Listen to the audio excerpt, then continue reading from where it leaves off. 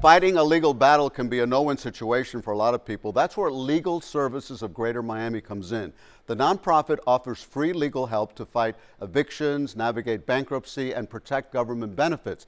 But as it approaches its 60th year, budget cuts now threaten its ability to help those in need.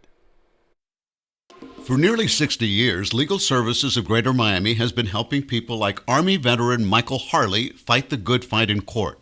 When he got an eviction notice at his low-income housing complex in Overtown, he contacted Legal Services. I explained the situation to them that I was having here in the building, and they immediately said, yes, we'll take the case. Lawyers at the nonprofit went to work on his behalf and won.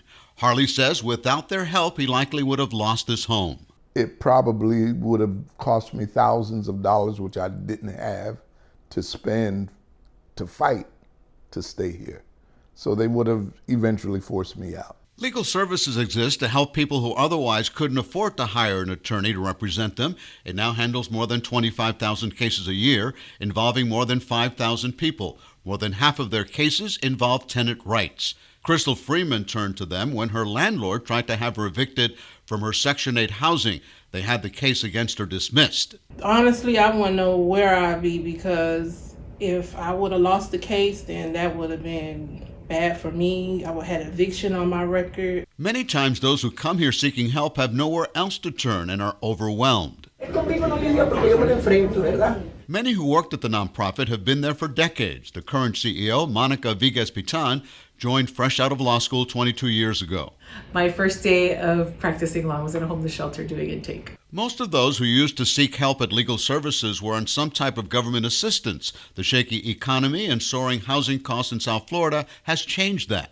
We have clients now that have 2 jobs that qualify for our services because of how unaffordable Miami-Dade County has become, that, they have to work a couple jobs just to sort of make ends meet. Legal Services was started in 1966 during the Johnson administration. Some of its alumni include current Miami-Dade Mayor Daniela Levine Cava. Looming budget cuts could see the agency lose up to a third of its $12 million operating budget. That would lead to a reduction of more than 130,000 cases Legal Services could take on. So if that funding is reduced, obviously we would be reducing services because it is such a significant amount of our funding. The goal is to help people, and doing so indirectly helps South Florida in ways that some may never notice. We can be an integral part for the individual and a great return on investment for the community.